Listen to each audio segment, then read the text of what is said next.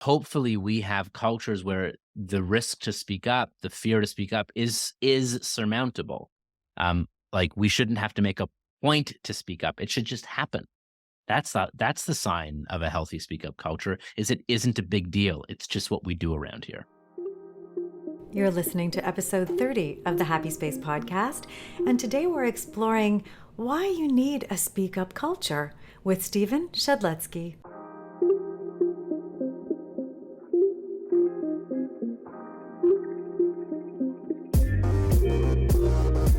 Welcome to the Happy Space podcast, where productivity meets inclusivity and everyone gets things done. Hello, I'm Clare Kumar, highly sensitive executive coach, speaker, and your host. Studies show that diversity leads to better business outcomes. So doesn't it make sense to invite everyone's richest contribution?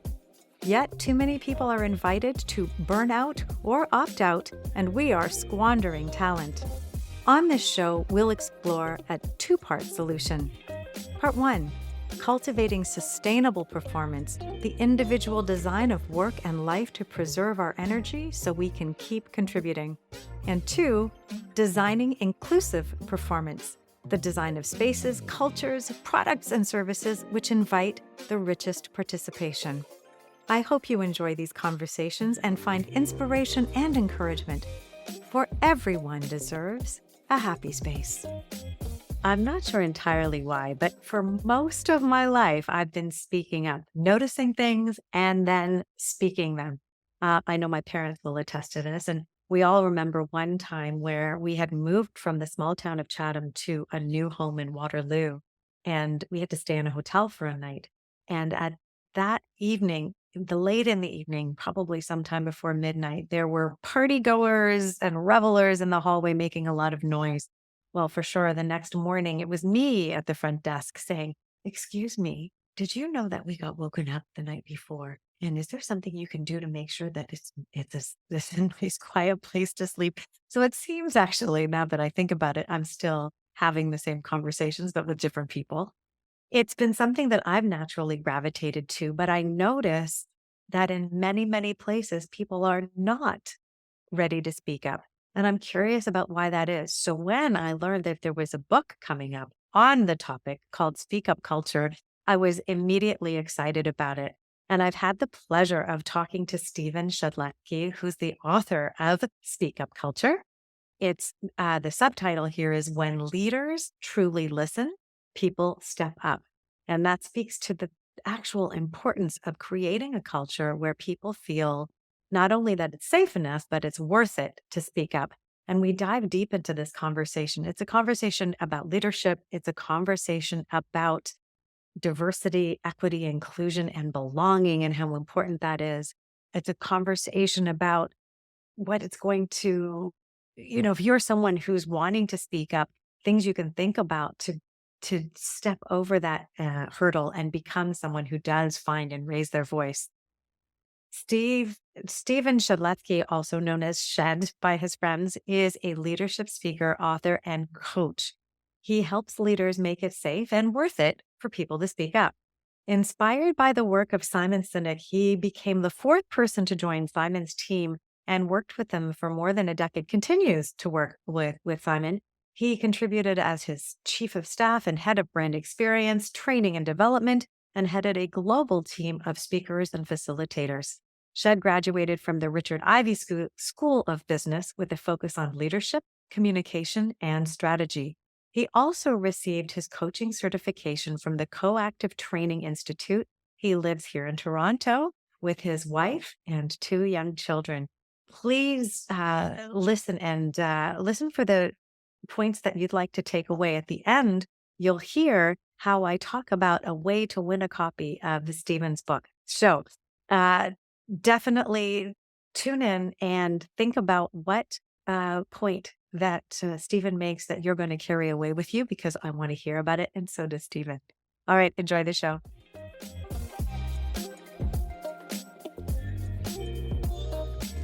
Shed, thanks so much for joining me today. It's my pleasure. I'm delighted to be with you. Yeah, it's such a fascinating topic. I've been someone who's had a bit of a reputation as someone who speaks up. sometimes whether she's asked to or not. And Hmm. I've been very, very curious about the whole topic of encouraging this in the workplace. And here you are with an incredible book digging into exactly this topic. As soon as I saw it, I knew I wanted to be in deep conversation with you. So, can we start to just get an understanding of why this is the book you chose to write? Sure. Thank you for the question, Claire. So, I mean, I had been on the speaker tour for more than a decade. I worked with Simon Sinek for most of those years. And when on the speaking circuit, I'm sure you've got this question before, when are you going to write your book? Particularly someone who is sharing somebody else's work. And my response to that question was always the same. It was if and when I ever come across something worth writing about. That, I mean, A, I don't think I could ever finish a book that I didn't think needed to be out there. And B, I Yeah. think there are a lot of particularly business speakers who write books because you need something to sell in the back of the room. And I never wanted to write one of those. I always wanted to write something that made me feel proud and that I knew served some purpose. And so just over a couple of years ago, so it would have been the early summer of 2021, um, I had stepped away from my internal role on Simon's team. I still do some work with them as an associate, but I was percolating, and this idea came to me of writing this book called. At first, I was going to call it "Listen Down" or "Leaders Listen Down." I forget what I was going to call it exactly, but that felt this notion of great leaders. Literally, Yes. everyone says "listen up." I think great leaders listen down, but it felt a Yes. little hierarchical, top-down, pedantic, patriarchal, Yeah. and um, uh, ended up calling it, thanks to some advice I got from someone named Sue Barlow, to call Yeah. it "Speak Up" culture. Well, Um, nobody's searching for listen down either. From a keyword perspective, I think you made a good choice. Noted, noted. Yes, so sometimes you can make your own keyword search, but those situations are seldom and rare. Um, but yeah, so I came across this body of work, and then as I finished it, I mean, I knew I was writing it because I had experienced cultures at work in relationships where there was a speak up culture, and it's marvelous, like it's magical. The strength and depth of the relationships that you have with the people on your team, Mhm. not to mention the creativity, the trust, the amount that people have your back, the innovation. And then I've also been on teams where there isn't a speak up culture, where you have to filter what you say. Mm. Politics and ego are high, or you just zip it all together because it ain't worth it. Mm. And I want more of the former and not the latter. And the other piece, as I mentioned in the book, is I grew up with a stutter. So I know what it feels like to be voiceless, to have something that you want to say, but whether by confidence or physiology, Mhm. you don't. I married a speech therapist, which was a good choice for for my kids, not just me. Very fortuitous. Yeah. Yes. Yeah. So you've lived the experience, you've witnessed the difference. And then when you say, there's this richness that comes from being in a culture where people are speaking up. I mean, we saw for many years, bring your authentic self to work. There was so Mm, much lip service to that. yeah. So are you seeing an impact for organizations that are able to transition into this kind of culture? What difference are you seeing that it makes for them? Well, it means that people actually can bring their authentic selves to work and it's not lip service. And authentic selves could mean I wear my hair naturally. It could mean I don't have to conceal my tattoos or whatever it might be. If you truly have an environment where there is a speak up culture, we're also meaningfully making progress on DEIB, diversity, equity, inclusion, and belonging. It's not, of course, when you have a speak up culture, you're making better business decisions because the people who are closer to the problems and the opportunities feel encouraged and rewarded that it's safe and worth it to actually voice. And it feels worth taking the risk to speak up. As I'm sure you felt, Claire, speaking up, it always takes courage. It's always this like oscillating dance of, do I hop into the boxing ring and open up the ropes and jump in and say the thing, or do I just play smaller? What feels safer? Does it feel like it's actually worth that risk to me, my reputation, my job, my relationships to say the thing, right? And so when you do have a speak up culture, um, people feel that it's safe and worth it to speak up, and it's marvelous. And it means that we can have, to take from Kim Scott, the most radically candor conversations, which is good for business and good for the health and well-being of the people who show up to work virtually or physically. So personality can play a part in whether somebody speaks up or not. Can you talk a little bit to that? Absolutely. So personality does have an impact, but environment has a bigger impact. So there's research done by Hemant Kakar and Subra Tengirala. Those are fun names to say. Say that 10 times quick. But Kakar and Tengirala did a great study that, yes, there are people who have in their personality more of a propensity to speak up. But the two foundational pillars which make this 2x2 matrix that I put into the book, the two questions people will ask themselves before they make the choice, take the risk to speak up, is it safe? Is it psychologically safe? And is it worth it? Now, the is it safe component, is it psychologically safe? This is well documented. There are decades worth of research here. Amy Edmondson has been huge in that body of work, and a huge level of respect to Amy for her work and just for who she is as a human being. The other piece that I think is less known and less studied is is it worth it? Yeah, So, dive in there a little bit. so ideally we have environments where the perception from folks is that it's both safe and worth it, right? That I will be encouraged and rewarded for speaking up. It is worth the risk. Now, of course, we don't want the bottom left corner, which is that it's neither safe and it's not worth it. You're going to That's be punished. You will be punished. And that, to me, Yeah. I call it an unhappy marriage between fear and apathy. And I've been there. That's where we see Yes. quiet quitting and resignation. Now, the two other interesting quadrants are it is safe, but it's not worth it. So there might be close relationships where you can take interpersonal risk. That's the definition of psychological safety. But either due to bureaucracy, systemic change that is too hard to overcome, or change in habits in others that are simply too hard to overcome, you may feel safe to speak up, but it may not feel worth it, especially after repeated attempts. You got to Yeah. listen to the conversation I had with Tom Peters, because he's been speaking up for 45 years. And I'm like, I've only been at this 30 years. How do you keep the energy to keep going? Today's episode of the Happy Space podcast is sponsored by ClareKumar.com. With sensitivity, curiosity, and courage, I serve 3 groups asking the tough questions that lead to meaningful answers. Number 1, I coach ambitious leaders to design for well-being and achieve next-level work-life integration. Number 2, I mic drop thought bombs. That's bombs as in BALMS. In keynotes and workshops, helping organizations achieve the business imperative that is inclusivity.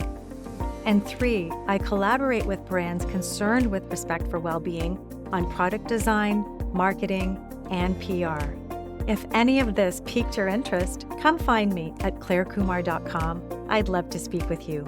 Designing inclusive performance together will lead to the richest results. His definition of worth it was put to intellectually irritated. He had That's to. funny. I know, it's pretty great.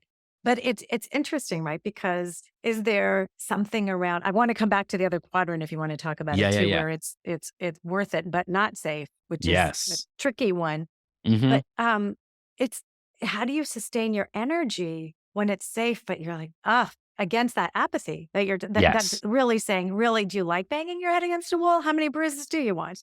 Apathy sets in. So this is why, to me, I dare say that perhaps I've written maybe something somewhat original, is even if it's psychologically safe, but after repeated attempts, there's no change. Like, why water soil where the plant has already died, And the sort of unfortunate example I use of it's safe but not worth it. If you have a friend who has 3 alcoholic beverages every night, and you're like, hey, you should probably, recommendations say 3 a week, it's like, how many times do you speak up before you feel that it's a lost cause, right? So that's the interesting one where we still might speak up, but it doesn't lead to meaningful change. So from a long-term sustainability, I don't think you have a speak up culture. Mhm. Now, the other one, which is low safety but high impact, and this is perhaps some Tom Peters language of the stakes are high. I'm irritated enough, right? Mhm. And so when it isn't safe, but it feels that it's worth it, especially, the quintessential example I used in the book is that of Ed Pearson. So Mhm. Ed is a former senior manager at Boeing. He was on the factory line of building the 737 MAX, Yeah. retired 30-year U.S. Navy officer. Um, and he didn't feel safe, but he felt so clear that he felt that the plane that they were putting out into the sky was not a safe plane. He Mhm. still feels that way, by the way. Um, that is one where this is where courage comes in, right? And Mhm. speaking up is never without fear, because if it weren't for fear, we wouldn't have courage. I Fear love is that line. data. I think it's twice in the book that I read it, and I was like, underline. Yeah, without fear, you wouldn't It would need be, courage. yeah. And there's no such thing as fearlessness. In fact, if you come across someone who's fearless, they're very dangerous. Fear is Psychopath? important. Fear is biological. It keeps us safe. Yeah. It's a risk modulator. Yeah. So the very short answer of the long answer I just gave to your great question is personality matters, but environment matters more. Mhm. And I use the example in the book of pickle brine as a metaphor for culture, because we can take the best world class cucumber who's ethical, talented, has the courage, speaks up, Yeah. but if you put that cucumber in poor pickle brine, that's a bad pickle. And I don't even like. Hopefully, we have cultures where the risk to speak up, the fear to speak up, is surmountable. Mhm. Like we shouldn't have to make a point to speak up; it should just happen. That's Yeah. the sign of a healthy speak up culture. Is it isn't a big deal. It's just what we do around here. Mhm. Mhm. Do you have a ballpark for the percentage of organizations that are, this is how we roll? Have you looked at it from that perspective? I don't, but I don't think it's high. Yeah. I don't have a good rounded number. I think we could look to some of the research on it. I mean, I have stats on the value of having a speak up culture and psychological safety in a speak up culture. I Mhm. mean, that's well documented. The thing that gives me hope though is I'm often asked, Claire, like what's a great example of an organization that has a speak up culture? And my Mhm. typical response is I refuse to comment because I don't evaluate organizations, I evaluate leaders. And organizations can change as leaders change. Yes. So my Most definitely, we've seen that very blatantly oh recently. yes, yes. X. Yes, exactly. I think it should be named Y, actually. Yeah, that's funny. Oh, that's so good. But like take Microsoft as an example. Microsoft under Bill Gates, Mhm. nerdy, yes, but quite remarkable and innovative and infinite minded. Yeah. Microsoft under Steve Ballmer, very short term focused, very competitive. And then now under Satya Nadella, Mhm. wonderful, like Mm. wonderful. Well, Um, yeah, I've used Satya. I'm assuming we're on a first name basis. yeah, I've used him in all my leadership workshops as an example of a leader who talks and uses the word empathy. He talks about displaying deep compassion. And I'll tell you, when I put in male leader compassion, I was like, where are the examples? Do you have more? Are there more leaders you can point to that are you think, yes, everyone listening, have a look at what this person is doing. Though they're long since retired, Alan Mullally, I think, did some great work and really set the condition for I expect you to speak up. In fact, I depend upon it for the success of this organization. And I'm referencing his time at Ford when he took Mhm. over, coming from Boeing Commercial. Yeah. I think Indra Nui did some great work as well. both from a business strategy perspective of how to transform Pepsi from a sugar water company to one that has health, well-being, environmental conscious ethics on the foremost of its agenda. Mhm. I think the biggest thing with leadership is there's no such thing as a perfect leader. There's no such thing as a perfect human. And so I think we can take a slice of many people's pies to figure out what's our way. I don't think there's right and wrong. I think there's our way. Mhm. I think every leader, of which everyone can choose to be a leader because it's a behavior set, we can figure out what are our values, what do I care about, how do I behave in a way that is aligned with that, which Mhm. is authenticity. And when you find people who believe what you believe and you behave in that way, you get a following. You're a Mhm. leader. Yes. Yeah, exactly. What do you think the challenge is, though, then for leaders? Is it that there's not a lot of leaders who have that mindset to begin with? Or is there, you know what, that makes sense to me, but I don't have time for that? Mm. What's going on? My instinct, so I think there's a few things going on. Um, I think uh, the very pickle brine that leaders show up and behave in is a little broken.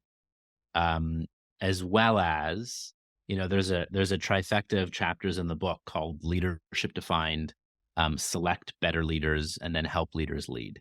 Mhm. And so I think first and foremost, I open the book with the very dark, real tragedy of the 737 Max. We could talk about the Titan submersible as another example of this, of Mm. putting profits ahead of safety, Yes. um, when people spoke up, right? And in both Yeah. instances, with the Titan submersible and the 737 Max, there are documented incidents of former employees speaking up Mhm. before they either retired or were fired.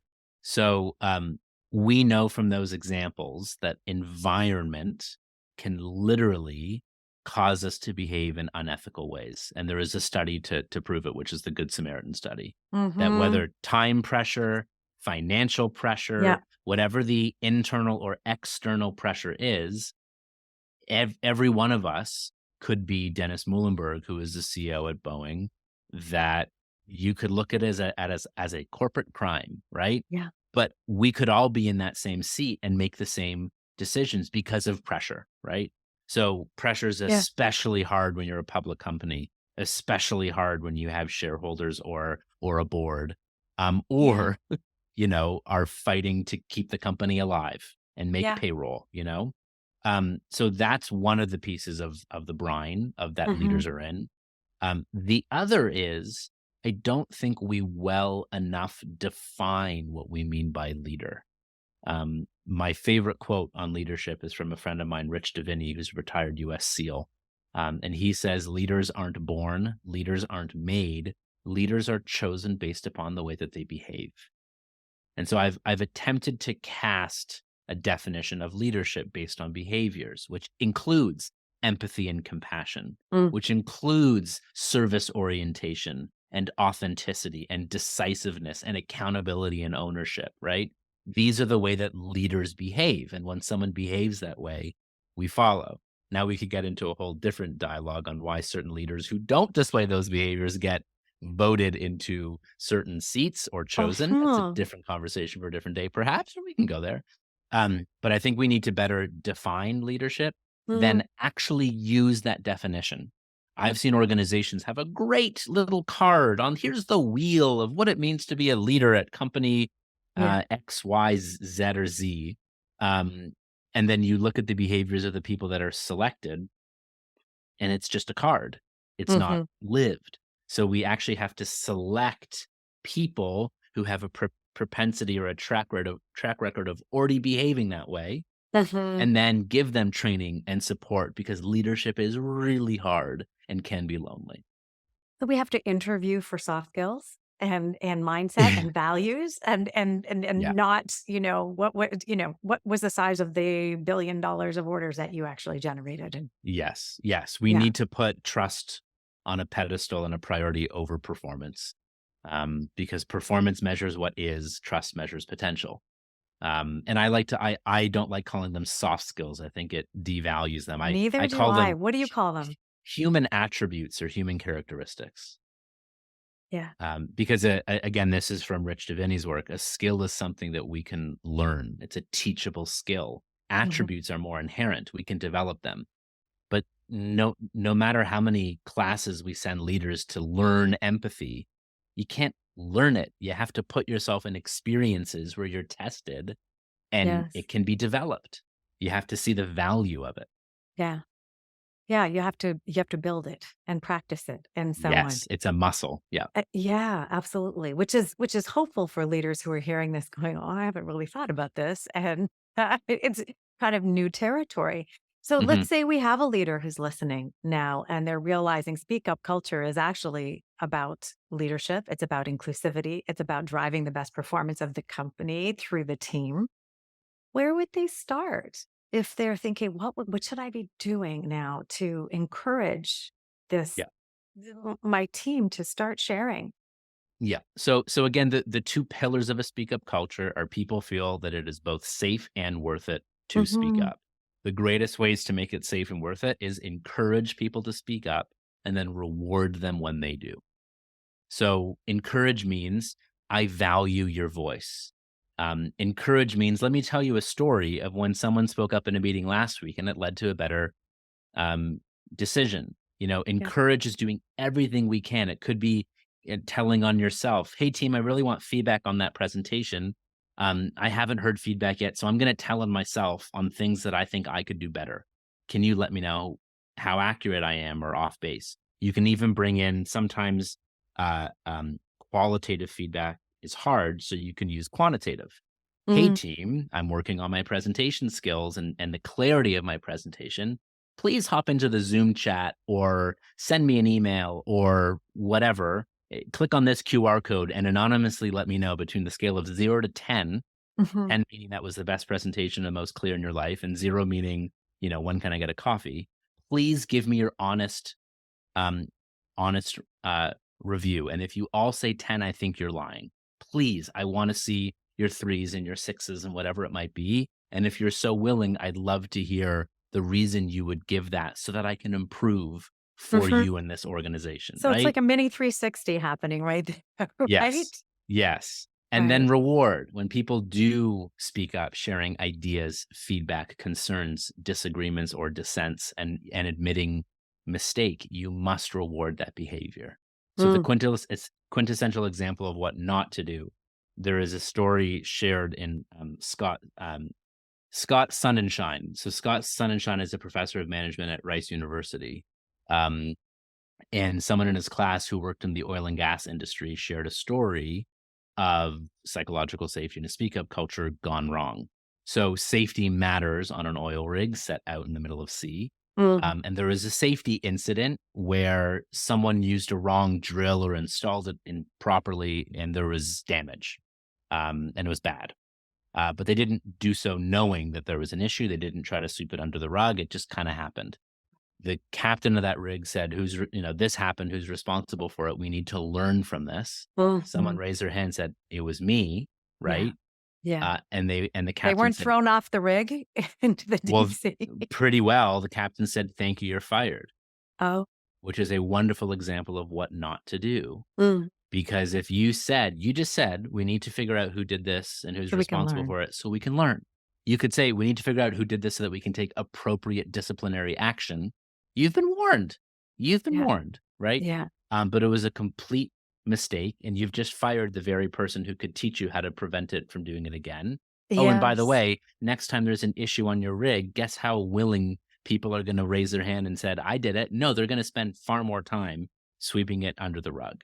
That's right. Um, the last thing I'll say on this of how to encourage and reward, because reward isn't necessarily an extrinsic, bonus raise statue made in one's honor outside of the corporate headquarters. Reward could be thank you. That must have been hard to share. Reward means I don't yet see everything that you see. Can you share more? Like all of these are intrinsic forms of reward. Mhm. um, and the very last thing I'll say on this is there are very few leaders that we can all look to in our history and be like, great leader. One Yes. of them is Nelson Mandela. Like, give me the argument that says Nelson Mandela was an ineffective leader. Mm. Perfect human? Of course not. But effective leader? I think so. And so he was asked in an interview, how did you become so great at leading? And he said, I followed my father's lead. His father was a community leader. And Yeah. he said, as a kid, when he'd travel with his father to other community meetings, he noticed two things. One was that whenever he could influence it, his father would ensure that people sat in a circle Mm. because there's no apex in a circle. Yeah. Even though there still might be hierarchy because we're human, a Yeah. circle denotes equality. A circle denotes that your voice matters and you Yeah. can literally make eye contact with everyone in a circle. Yeah. The other thing that Mandela's father did is as often as he could, he would speak last. Mm. And the That's value, powerful. right? And the number of times I've seen very senior leaders come into a boardroom, sit at the head of the boardroom and say, all right, team, I need all of your ideas, all hands on deck. We've got this issue or this opportunity. I need to hear all your ideas. What do you think? Here's what I think. And it's like, no, like You were you close. had me. You almost. Yeah. But it's like you're allowed to have ideas, but as soon as you share yours, you cloud everyone else's view, Mm. particularly as the most senior person in that room. That's right. If you have influence in that room, you should keep your mouth shut, ask questions, and gain more input before you speak up yourself. That requires a couple of things, I think, humility and patience. Yep. And maybe that's why we're not seeing so many leaders who are, I who are actually I role think modeling this. yes, and I think humility, I think, is the most needed human attribute in leadership. I think humility is one of the most attractive things leaders can display. Humility means having a modest view of oneself, and it leaves space and room for others. You know, as I think through my corporate experience, I was most impressed by a leader who showed up with that exact sense and was asking questions. They didn't need to come off being the most informed person in the room. They asked questions and they went up in my esteem Yeah. by the power of the questions they were asking. Yes. And are they truly open ended, genuine, and sincere, or are they questions being asked to prove to others how smart they are? Yeah, exactly. Yeah, Yeah. no, you're absolutely right. They were Yeah. beautiful questions which opened the conversation. Yeah. Yeah, yeah, Totally. amazingly Nice. powerful. Can we go back and do you have anything more to offer for someone who's thinking about speaking up? Hmm. I'm thinking if there's anything more on the personality itself. I know the environment's more important, but Yeah. what can you say to someone who's just like, oh, I'm feeling like I think there's self-worth involved. I think there's shame involved. I think there's all of the risk, confidence. There's so many things that come into that. What do Yeah. you think someone who's thinking about speaking up, but is just not quite there yet? So I think a few things. So one, this is actually attributed to the comedian Craig Ferguson, who came up Yeah. with a brilliant, I don't know if he intended it this way, but it's been turned by management theorists into a wonderful Venn diagram for speaking up, which is, does it need to be said? Right. Does it need to be said now? And does it need to be said by me? Mm. And I think that's a really wonderful, because sometimes it needs to be said, but not now, you know?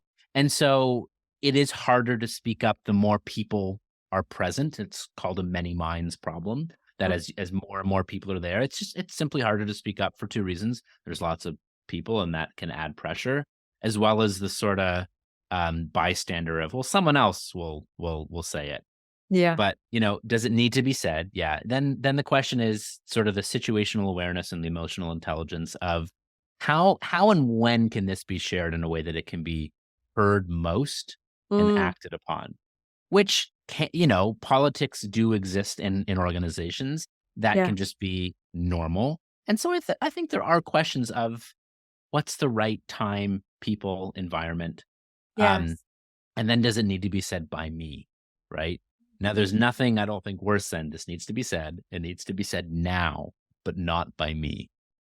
Right. And that's where it's like, Claire, I think we should look at that appendix slide that you made. The one that explains how big of an issue we have right now. Like, can you do that one now, please? And Yeah. so what's the sort of appropriate way that it needs to be said Mhm. now, but not by me? do you have a culture where you can call on someone in the most healthy, respectful, endearing, safe way? And if Yeah. you do have a speak up culture, that would be encouraged and rewarded.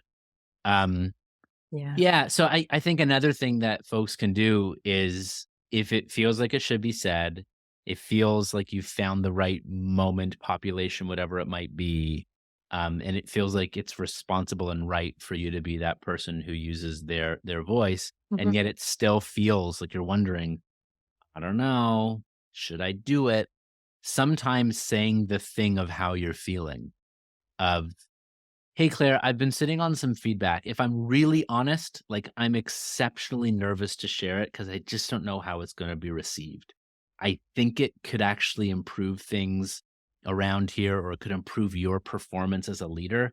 Again, I'm really freaking nervous, but like, if you want to go there, I would be honored to go there with you. Mhm. And it just, it creates the condition for another to go yes, no, or maybe.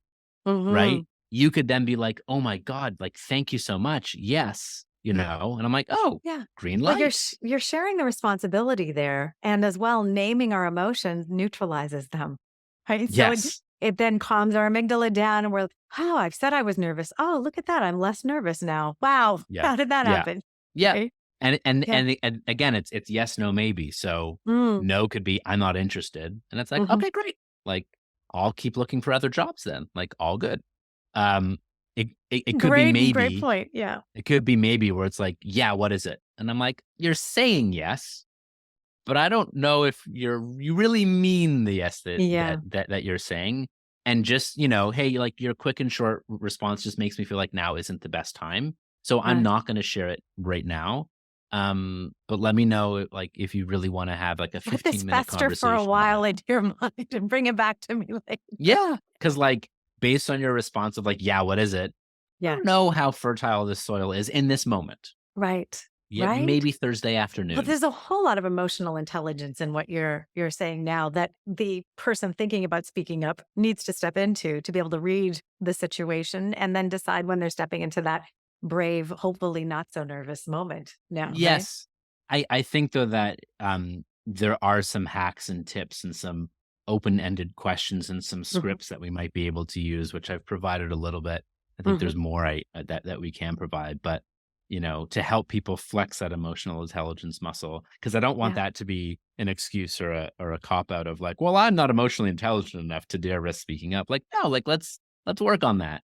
And I Yeah. think asking for permission to share, Yep. to asking for permission to speak up can actually be telling. Absolutely. And what came up for me when you were saying that is, being prepared to see where things go when you open up the question and not being attached to that outcome and saying, okay, I'm going to dance in this, but at least you put it on the table through something to Yeah. say. So then you can, I did, I made my best effort. You can feel proud of that. Yeah, you can Yeah, leave some crumbs and see if someone, legitimately wants the whole meal. that's right. That's right. What a teaser this is for the book because there's so much, I know there's so much more in the book and you've nodded to it. I want to thank you so much for joining me, and I want to invite listeners. And we talked about what to do at the beginning. I'm going to put a little twist on it. I I want to invite everyone to share something they have got from this conversation. And the first, no, I'm going to say not the first person because I don't want it to be a race. I want it to be the 10th person to share Mhm. a comment and tag Shed and tag me on social media. We're in all the places except for TikTok. Are you on TikTok? I am, but You I'm not. are? Oh my God. Yeah. Okay. Well, maybe you Most can coach me on getting onto TikTok. most of my TikToks are my daughter and I dancing, so. Oh, then I definitely want to check that out. But tag us on social, not TikTok for me, but all the places, and let us know what you took away from this conversation. What was the most powerful takeaway for you? Whether you're a leader and it's something you're going to do, or whether you've got something you want to speak up about, and you're really thinking, you know what, now's the time, and it should be by me, and I've got something to say, and it's needed. All of those 3 points. Um, Do that. And then Shed is going to send you a copy of his book when it comes out, which is, I think, going to be right imminently around when we're releasing this episode. So Yes, it comes out October 3rd. yeah, exactly. So you're not going to want to miss this book. It's a leadership book. It's an inclusivity book. It's a personal development book. There's just so much here. And I am deeply grateful that you wrote this book and you share so eloquently all the reasons that it actually matters. Thank you so much. A delight to join you. I hope this is valuable for all you listening and look forward to hearing your takeaways in the comments. We'll be listening. All right. Thanks so much, Shed. Thank you.